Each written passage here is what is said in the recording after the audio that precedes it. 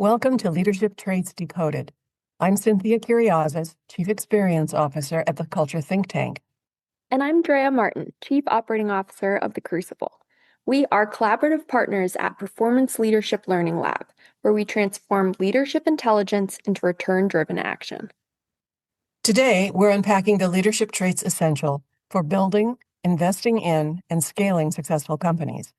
Our insights come directly from data-driven metrics within our platform's solution. So let's dive in. All right. How are you doing? I'm doing well. How are you doing?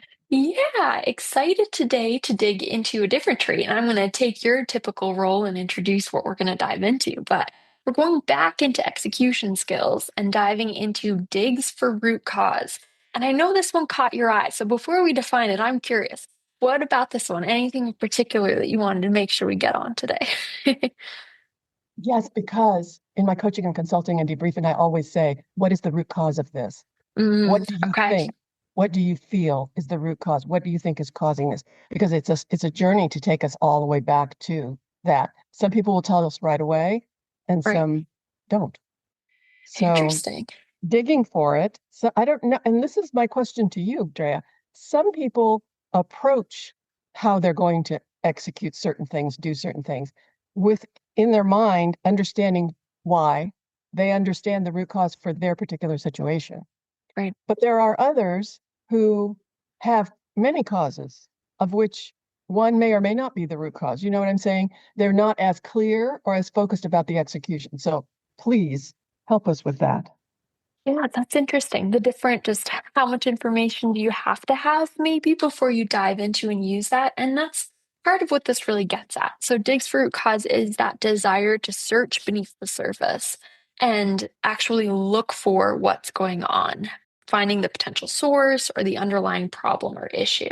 And I think a big thing here is what you were saying is that difference of if you know the source already, then unnecessary trait. But on the other hand, if there is some problem, some underlying issue, do you personally want to be the person who finds it? Or do you say to someone else, come back to me with a solution and then we'll move forward? And I think that's a big difference to if you have it or if you don't have a lot of this trait, is to what extent is that root cause important to you? Or would you rather just know what's the actionable next step and move forward without figuring it out?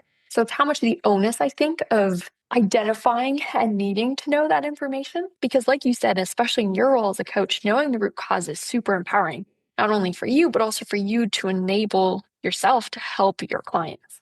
But some people, especially in some higher level roles where there's not this intimate relationship with the problem, or you're not trying to develop a specific person, a system broke.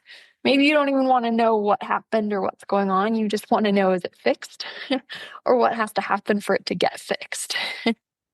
And then I'm asking you, in that case, I don't really want to know why. I just want to know that it's fixed. My thought is the individual they're speaking to, that they're supervising, perhaps, needs to know that.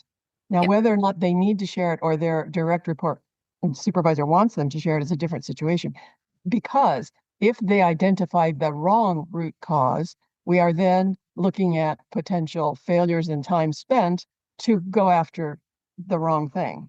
Sometimes I'll say, what do you think is the cause of that? Or I don't understand the cause of that. I'll listen for a while and then I'll go, yes, that's fine. It didn't answer this part of it though. So is it really the real cause or is it just something that kind of triggered you? That's what I would try to do, because I use that word root cause. So they know can't be here or there. It's got to be the thing that has triggered all of this and will help eliminate to get to where we need to go.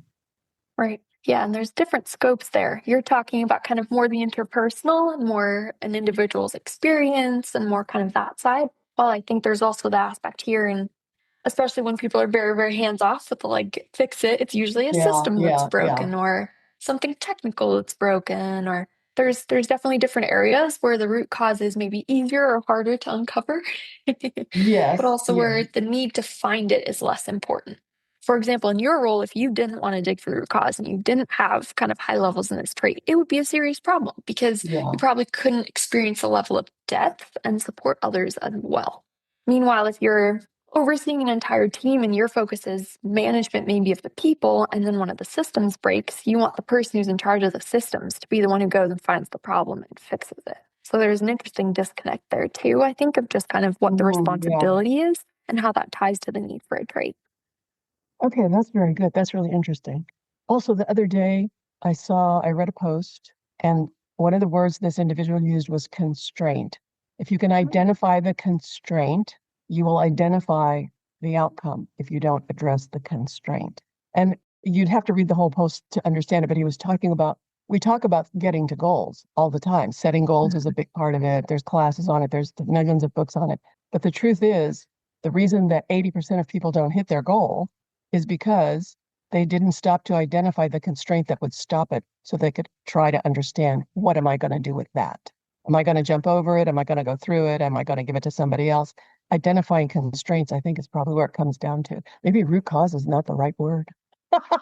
That's For interesting. my clients, from my end, right? Maybe root cause isn't a good thing. But Yeah. constraint, anything that would constrain you, yeah.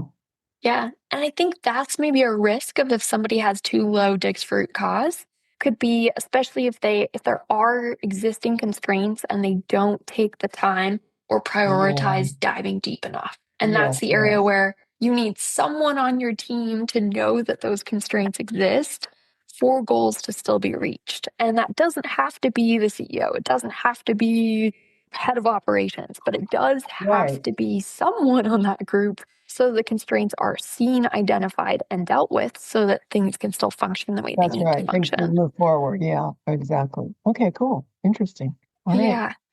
Thanks so much for sharing information on root cause. I shall Yeah. remember you the next time I say Yeah. Oh, great. it. Remember our podcast and Yes, remember our tell the podcast we client used to. about it. Yeah. Thanks so much, Wonderful. Drea. As usual, you gave us a lot to think about. Well, we'll see You you as next well. time. See you next time. Thanks for listening to this episode of Leadership Traits Decoded.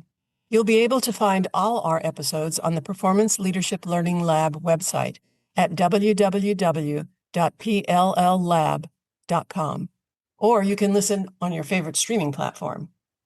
We'll be back soon to explore the next essential trait. Until then, feel free to connect with us on LinkedIn if you have any questions or ideas.